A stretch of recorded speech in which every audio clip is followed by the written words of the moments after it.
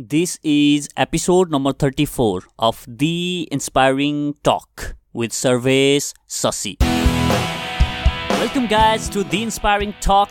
My name is Vijay Gautam. I'm host for this show. Each week I interview today's most successful and inspiring personalities to help you realize your inner potential.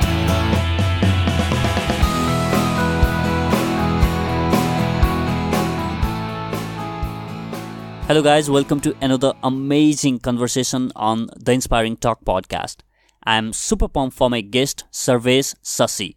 Sarvesh is the founder of Zorba, which is the finest yoga and wellness studio with over 100 centers in India and outside.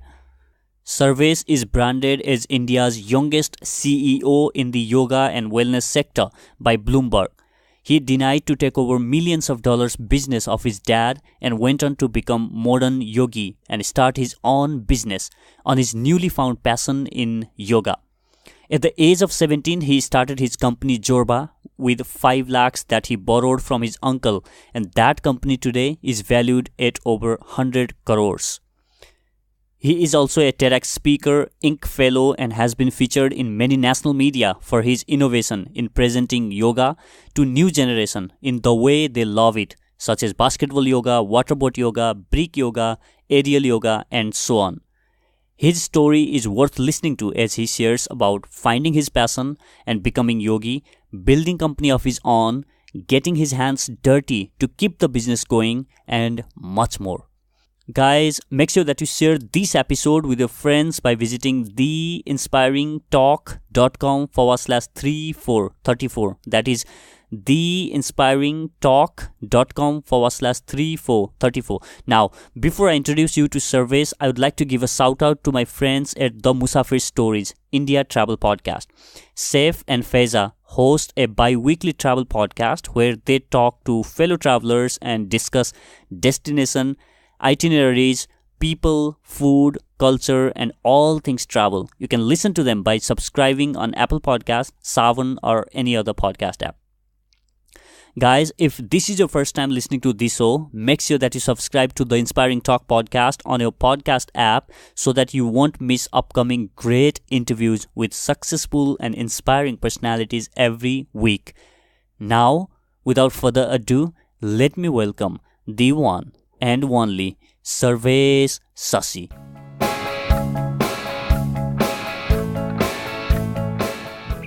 Sarvesh Sashi joins me today for this episode of the Inspiring Talk podcast. Sarvesh, welcome to the show. Hi, thank you very much for having me on the show, Vijay. I'm humbled and honored that you've chosen me for this particular episode of the Inspiring Talk. Firstly, I'd like to congratulate you for doing what you are doing because I think it's really good. Very few people out there like to hear stories of other people and make that as their passion itself. So congrats to you for that. Thank you so much for saying that, and it's an absolute honor in having you here. Thank you very much, Vijay. So Sarvesh, I came to know about you and your work a couple of months back through your Ink Talk, which I absolutely fell in love with. I wanted to have you on the show since then because you have a lot to share out to the world and your innovation in different forms of yoga is absolutely commendable. So, Sarvesh, you define your life in 2 phases, right? Before and after the age of 17. I want to start this conversation from your childhood. Would you please talk about your family background and your childhood, or how was your childhood like? So I come from a very strong entrepreneurial background in terms of my family. My father is, however, a first generation entrepreneur. He's not inherited anything from his father, which is my grandfather, etc. But he's built everything from scratch. He came to Chennai with absolutely nothing in hand. And from there, he's what he is today. We run over 15 to 18 businesses in different verticals, and we're a large group by ourselves. So after, I was an active cricketer. I've played some decent level of cricket back in my part of the world, which is Tamil Nadu. And like you just said, I describe myself as 2 different phases in my life, which is before 17 and after 17. Before 17 is when I was a pampered kid. I think I would describe myself having the three A's, which is anger, attitude, and arrogance. because obviously I was born with a fairly silver spoon, and invariably, whether it was conscious or not, I did have all these three A's in me. It's not something that I regret, but it's not something that I'm proud of either. So that's how my life started. School, cricket was all that I was doing. And then after 12th standard, just for namesake, I joined a college back in Chennai. And then 17 is when my dad got into yoga with this man who later on went on to become my guru. Guru, as in he's no godman, but he's changed my life. So guru, in actual terms, mean someone who takes you from darkness to light.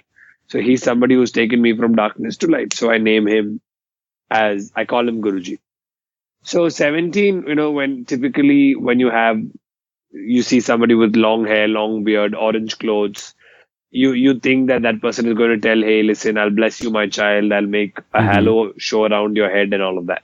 But my dad couldn't complete the class. And he said, Sarvesh, I've paid quite a bit for it. Could you complete it? I said, okay, then I'll just finish it. So in the first couple of sessions itself, my Guruji, I was very intrigued. That is, I was very excited to know about what consciousness was, what enlightenment was, what third eye opening was, and all of that. So when I asked my Guruji all of this, my Guruji had one reply. He said, Sarvesh, if you ever thought I can enlighten you, you are a fool and I'm a bigger fool. That kind of really shook me. I'm like, oh my God, actually this person is being really honest with me. So I think it's, I should continue this. I went to my dad and I said, Dad, I really like him. Can I continue this class? He said, of course, Sarvesh, it's a very good thing. You should continue. So from the age of 6, I've been doing a lot of yoga. But then from 17 is when the whole mental aspect of yoga started. And that's how I started my yoga class when I was 17. Yeah, I mean, one thing that I wanted to ask you that you just made me clear is the guy who got sports car as a gift in 9th standard. I was like wondering how the hell in this world would that guy be fascinated with spirituality and yoga? So I wanted to ask you, like, why did you even agree to be on like class of yoga, right? Because that was the age of, partying and all those stuff. And because you had all those fancy things to enjoy with, but yoga was not something that, is a teenager would love doing. So as you said, like you had that kind of culture or maybe, introduction to yoga at your own home, right? So how did that help you, or what was that like first moment or first few days on being on that yoga class? So see, like I said, if I have to be honest, nothing ever really made me stop doing anything. That is, nothing ever made me stop going out for a party, stop going out for a dance, stop hanging around with friends. Nothing. It was just a small difference that I was trying to become more aware of what I was doing in terms of like if I was going out for a party, if I was going out to meet friends, I was just being aware. I'm like, okay, I'm trying to know what I'm doing and it's not happening unconsciously. So yes, what you're saying is true. I was gifted a sports car. I was gifted a car and all of that. I did have a lot of other facilities that I could have ideally taken a different path. But I believe a lot in energy and karma. And I think karma has brought me into this space. So the intriguing of wanting to know what enlightenment was, wanting to know what third eye was, all of that is where it all began. And I think my Guruji was the main factor because he never preached. He said, hey, listen, I can't tell you. I'm a swimming coach. I can only tell you that you have to go from this place to this place. That is, I can only tell you that, hey, I've gone swimming till here and it's shallow here, deep here. Do you want to take it up? He used to tell me very practically. He never used to force things upon me. And he always said, Sarvesh, you are your own light. You do not depend on anybody, including me. Ensure that you never depend on me also in life, because you have to find the answer yourself. You have to apne aap you have to what do you say? He says he always says something in Hindi. You have to dig yourself. अपने आप खोज करना है. You have to search yourself. So that was very interesting for me, and I didn't stop doing anything. So there's a proverb कि एक योगी ही पूरा भोगी हो सकता है. Here the meaning bhogi is not, it's not about materialistic or whatever. It's about even materialism for that matter. I never went away from materialism. I never went away from going to a club or a party. It's just that I used to go there, I used to dance. Yes, I never drank, still don't drink, nothing. But I used to enjoy it more. I used to like, this is my, today the problem with the world is, or rather I think the problem is you're either dwelling in your past, you're either thinking too much about your past, or you're worrying about your future. And you're forgetting the present in that whole moment. It's easier said than done. They say Rome was not built in a day, but at the end of the day, Rome was built. And things that have been told have been done by one or the other. So I've been fortunate enough to be in this path as well as use it in my practical and day-to-day life.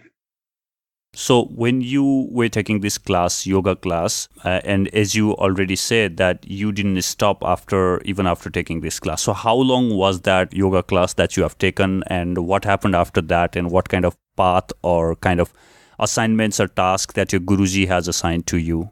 So my Guruji used to give me a lot of sadhanas, so he started off with very small sadhanas that were 11 days. So I used to do 11-day sadhana of, there's something called the tratak where I need to focus on a particular point for my concentration. Then I did something with the mirror tratak. I did something with the candle. I did something with my physical self and all of that. Then the highest number of days that he had given me a sadhana was for 40 days. Okay. And I used to do it. I used to like it. There used to be a lot of change in me in all means, physically, mentally, emotionally, spiritually, etc., etc. And a lot of things that I wanted to happen started happening automatically. My life started changing.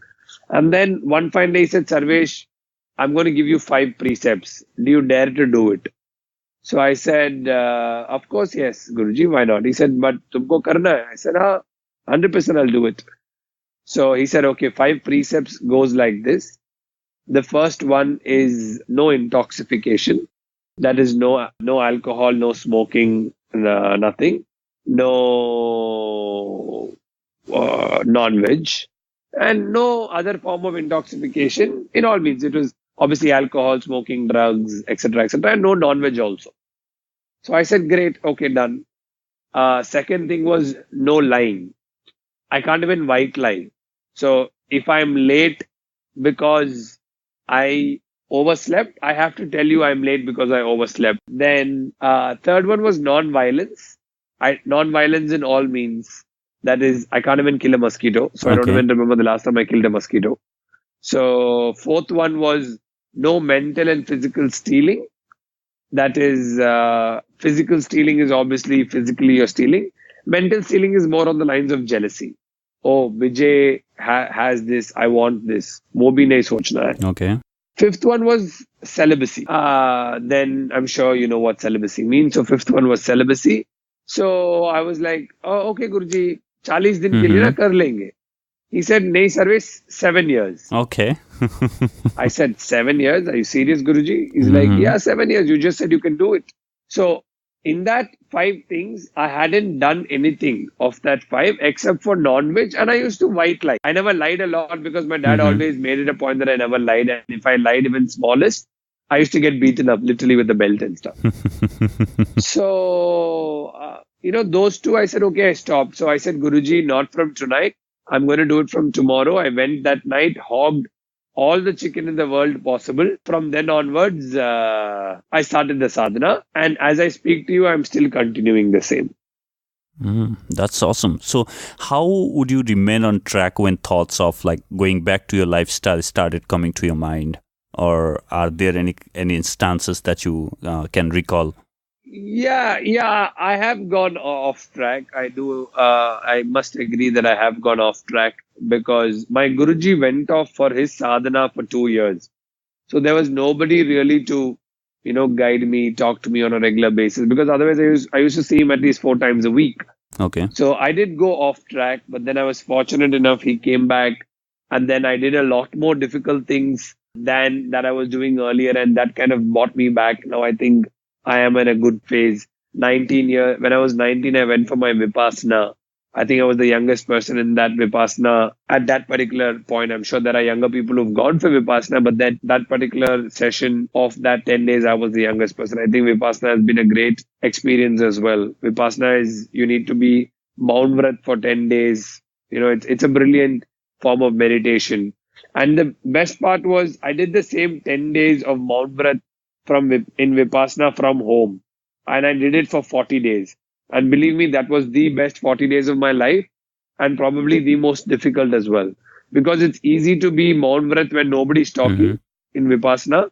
But at the 40 days, I was at home and I wasn't supposed to use my phone, no TV, no music, no talking to parents, just eating and playing cricket. That's it. And while playing cricket, I can talk about, I can appeal if I'm bowling and, I can talk cricket stuff and all of that. Yeah. So, what was your ritual like for those 40 days? Like just playing cricket and eating and doing sadhanas? Yeah. Morning 6 to 10, I used to play cricket, come back, my breakfast. I used to meditate for about 4 to 6 hours a day, go back in the evening again, go play 3-4 hours of cricket, come back, sleep. That's it. Eat and sleep. So this was all my routine those 40 days. Is there any logic behind doing it for 40 days? Why not 20 days or maybe 60 days? Like the reason I'm asking this is like people say you have to do this for 21 days or 66 days to form a kind of habit, right? So that same habit is what I think my Guruji felt was 40 days. Okay. So it was basically the same thing that it takes around 40 days to form a kind of habit, right? Pattern, habit, yes. So what was the most important realization that came to you or best thing that you have learned in those 40 days? I think there are a lot of unwanted stuff that I was doing, which I didn't do in that 40 days. And I think, and after that 40 days, I haven't been doing all of that. So I think the most important realization is that I have been wasting a lot of energy and time and doing a lot of other things that is not adding any value to my day-to-day life and to my goal and to what I want to achieve. So I think I stopped kind of doing a lot of things that I didn't do in that 40 days. Because when you do something and when you don't do the same thing and when you realize that not doing it will really help you and for the better, you don't want to do it, right? It's like always people who drink, for example, when they have their hangover the next day, their first dialogue is, today is the last day I'm going to drink. I'm never going to drink again. I don't like this feeling of being hungover. But then I think the very same day they all start drinking again. So. See, again, the thing is, right, Vijay, it's not about drinking or smoking or anything at all. It's purely about whether they are conscious while doing it. It's very important that they need to be conscious. So when we had a small thing, when we started our company saying that we asked people, do they drink? They said yes. Then we asked them, why do they drink? They said, no, Monday to Friday, we have a very tough week and Friday and Saturday to relax, we drink. I said, why can't you relax all 5 days? Then they'll be like, no, that will spoil our health. Alcohol, it kind of doesn't suit our body if you drink it so often and all of that. I said, great. So you are aware of it. If you think so, then good for you. And then we move on. So we made it a very clear point, or rather I made it a very clear point. I do tell people that I am the closest to as to I probably will tell them that very strongly to do some things. But otherwise the others, it always sounds as preaching. So opinions are given, suggestions are given, but at the end of the day, it's their own life. They are their own master. They have to follow what they think is best for them. It's all your choice at the end, right? Nobody can force on you what kind of habit or what kind of path that you want to take, because at the end, it's your choice. It's your life, what you want to do with that. Correct. I love that. Yeah. Sarvesh, what happened after that? Like you have completed those 40 days, sadhanas and all the other different tasks that your Guruji has assigned to you, and what happened after that? Or I'm indicating you to talk about Zorba. How did this happen? So I think after I started playing cricket when I was 21 years old, I think my dad felt it was high time that I get into his business. So my dad said, Sarvesh, I think you have to start getting into my business now. I went to the office for 1 month, but I think I returned back every day literally with a headache. And I said, this is not my cup of tea. I don't think I'm really enjoying what you're doing, Dad. So the best reason I could give him for not getting into his business was start my own. So I said, I don't need any kind of help from you. I just need emotional support from you and my entire family. And I would need a real estate that you own. I would like to take it without rent. A small go down, 1,300 square feet go down that he owned. And I would like to take it for rent.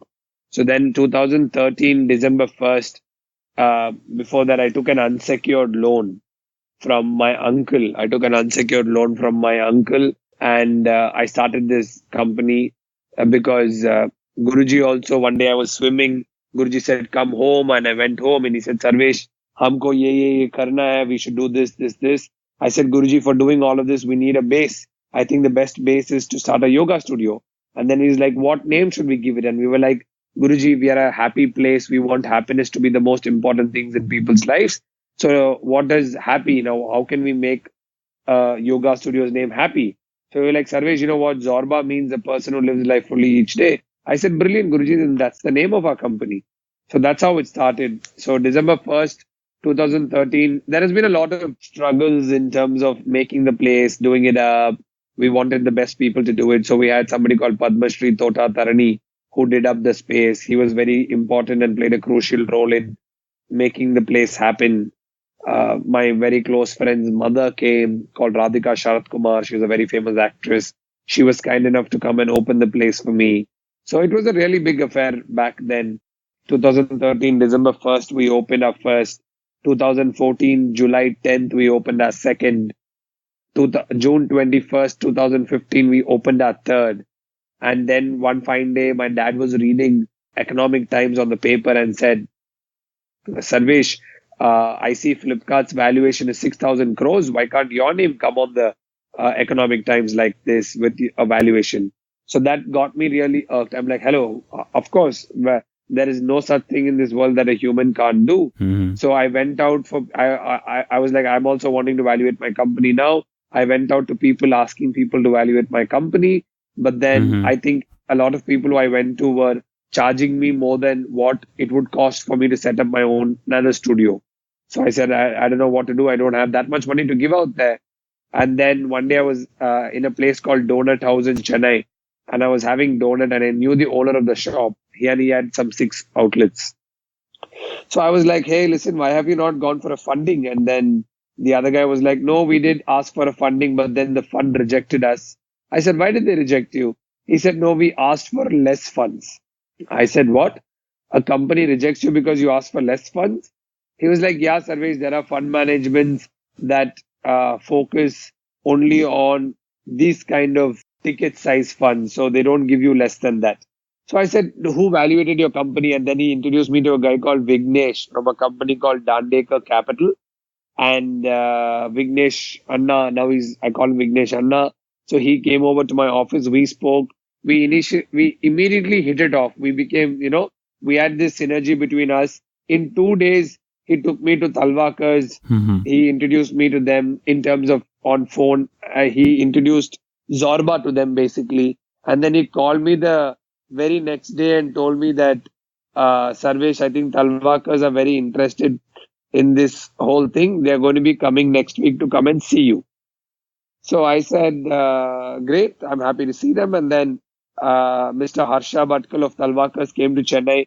What was supposed to be a 5-minute meeting turned out to become a 3-hour meeting. And it went on very well. And then I was initially very skeptical because they were saying you have to start 50 studios, 100 studios and all of that. I was like, oh my God, how am I going to do it? I only run 3 studios right now. What am I going to do? Etc. Etc. And then my father was like, Sarvesh, I think it's the best opportunity for you. And it's opportunity will not knock the door twice. I think you should go ahead with it.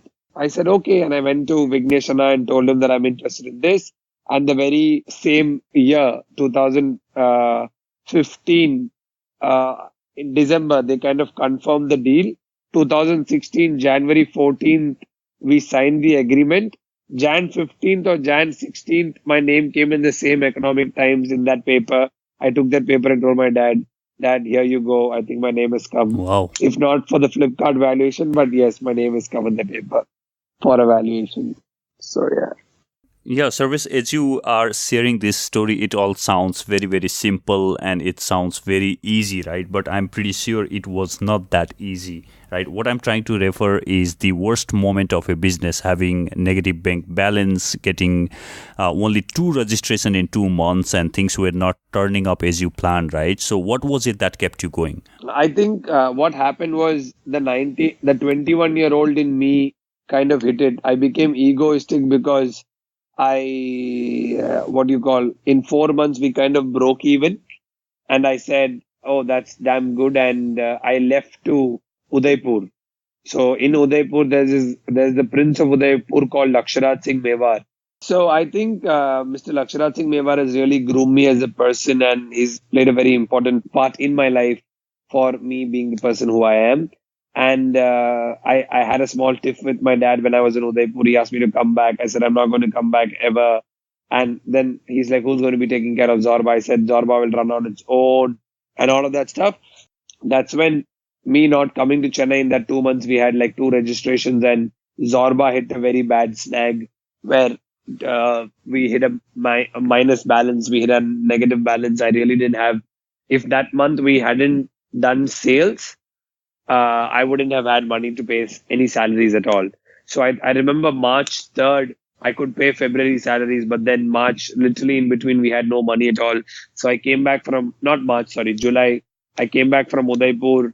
I really worked as hard as I could. And I mean, July month, we did really well. And from then on, it's been a great journey. From then on is when the other stuff that's happened. One thing that I'm fascinated with is your idea of presenting something there has always been, in a way, more people would love doing, right?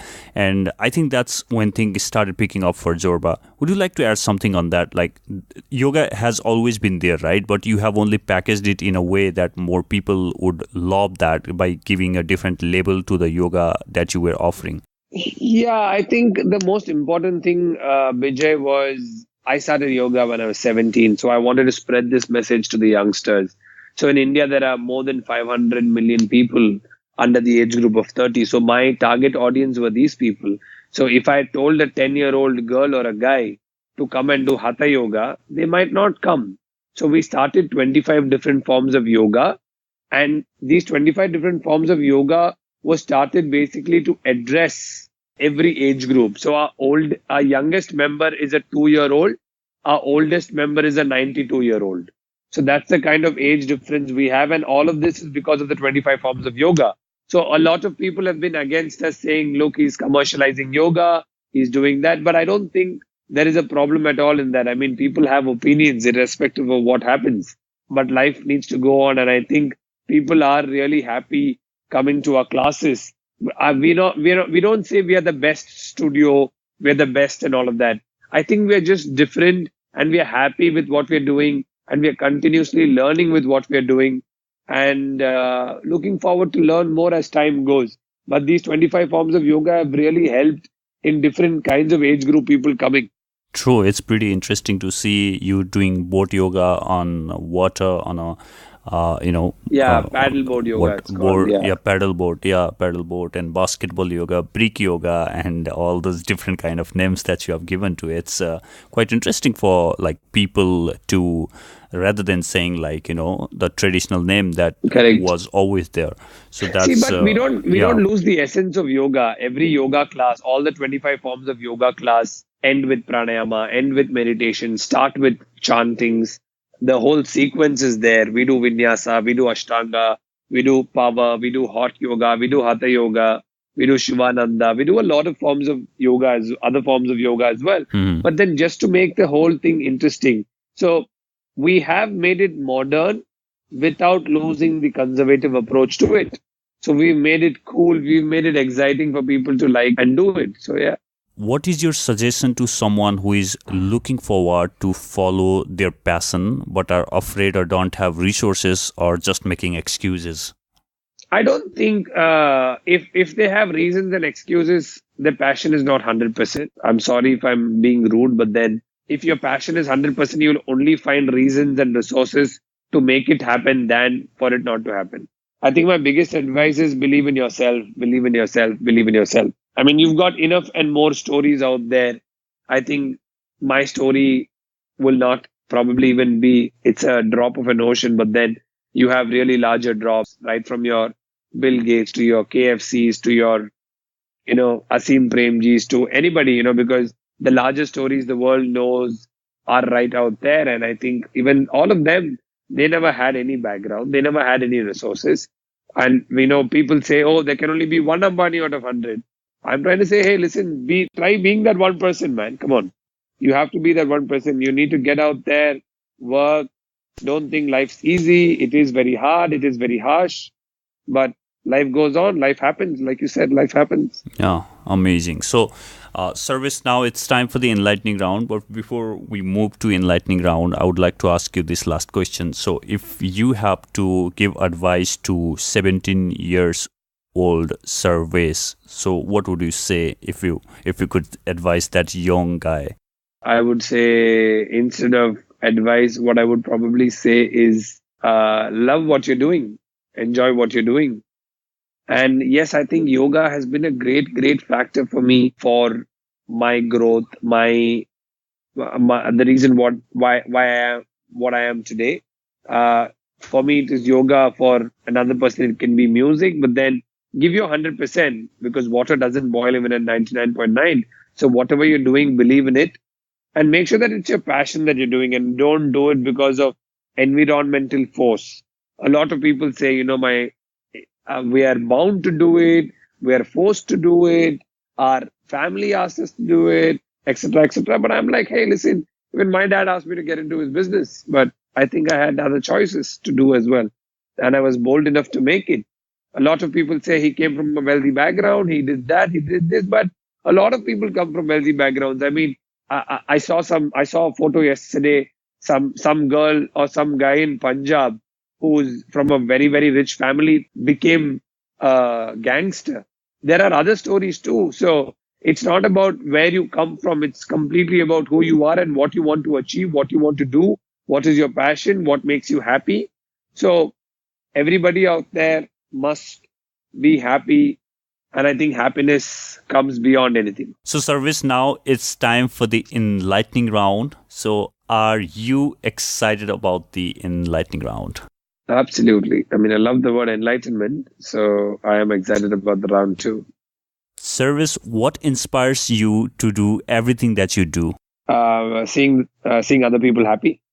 Each one of us have our daily kind of habits that shapes us or that makes us who we are, right? So which one daily habit do you believe has been game changer for you in your success journey? I'll probably name two. One is I every day in the morning, as soon as I wake up, I do my yoga. And before going to sleep, I do my yoga. That really starts my day well and ends my day well. Sarvesh, if you were to start this success journey all over again, right? So what are those three things that you think you wish you could have done differently, or maybe you would have known early, or you could have started early? Are there any kind of things like that? I believe a lot in the process, Bijay. It might be a very diplomatic or a philosophical answer, but then I think it is coming from the heart. I wouldn't have done anything differently because I love the way it's going right now. I love the process that's happening. I like what I'm learning. So definitely no changes would be the best ever that I personally think for me would have been the best. So there's no alignment or changes that we could do as such. Okay, Sarvesh, now I have one more question left for you. But before that, why don't you talk about how can people learn more about you and actually get connected with you, and maybe if they want to join Zorba or visit your studios at one of the locations, how they can do that? Zorba, I think they're happy to go and check out our website. They will get all information to reach out to me. I'm active on social media for various reasons. I'm active on social media. They could just write to me on social media, emails, etc. And I'm sure, please don't take me wrong, but whenever I find time, I will definitely respond to anybody who writes. I don't know how many of them will write, or probably nobody will end up writing, but I will. I'm very responsive that way. Yeah, and he's super active on his social media, so make sure that you follow him on Instagram and Facebook and all those different places. And then make sure that you check out his website. I have linked all the links of his social media and website and all those stuff on show notes page of this episode at theinspiringtalk.com/3434. So here's the last question for you, Sarvesh. Since you have already given TEDx talk and Inc. talk, right? So now let us imagine there is this biggest arena that has been, that has ever been built in the history of the world. And there are millions of people sitting on that arena. Every single seat is occupied, and those people are passionately and eagerly listening to you, and you are there on the stage. You have been given 1 minute of time to share the biggest learning or the lesson that you have learned in your life. What would you say to those millions of people listening to you? I would first, for the first 50 seconds of that 1 minute, I will put on a nice music and I'll make the entire millions and billions of people dance. So they will all be happy. And I'll end my 10 seconds by the two most important things that I always say. Love like there is no tomorrow. When tomorrow comes, love again. Because in the end, everything we do in life is for our quest for happiness. You are phenomenal, Sarvesh. Thank you so much for being on the show. Thank you very much, Vijay. Thank you very much for having me. And thank you for everybody who's listening till the end. Thank you very much. Hey guys, thank you so much for listening to this episode of the Inspiring Talk podcast. I hope you enjoyed listening my conversation with Sarvesh. If you learned something or got some inspiration from this episode, make sure to share this with your friends by visiting theinspiringtalk.com/3434. You can access all the resources such as books, links, or any other information mentioned in this episode by visiting theinspiringtalk.com/3434. There are some tweetables on that page. Make sure that you tweet them, show us some love, and spread the positivity. That will only help our community of positive people grow, and we can together inspire many more lives. You can connect and have conversation with fellow listeners and share your learning by joining the Inspiring Talk Facebook group, where listeners come together to share, learn, and collaborate. To finish this, guys, it should never be about money. It is always passion that you should be chasing. Money and fame are the byproducts of you following your passion. If you are not enjoying what you are doing, it seems empty from inside, even though the world might say that you are successful. And that's the dangerous place to be at. Make sure that you are following your passion and enjoying the challenges and obstacles that comes along while walking down on that road. Thank you for listening. I'll catch you in the next. Now, go out there and do something inspiring.